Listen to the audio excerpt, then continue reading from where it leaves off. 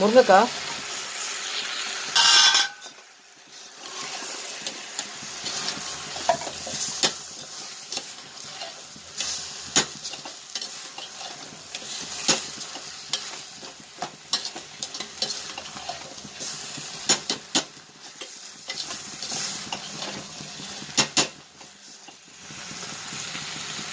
இந்த குழம்புல வர முருங்கைக்காய் எடுத்து சாப்பிடும்போது அவ்வளோ டேஸ்ட்டாக இருக்கும். சாம்பாரில் போடுற காய் கூட இந்த அளவுக்கு நமக்கு வந்து டேஸ்ட் இருக்காது. புளிக்குழம்பு, கருவாட்டு குழம்பு,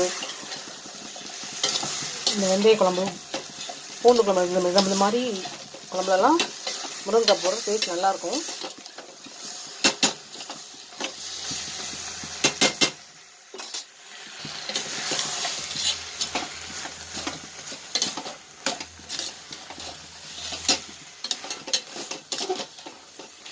வெந்தய குழம்புக்கு தான்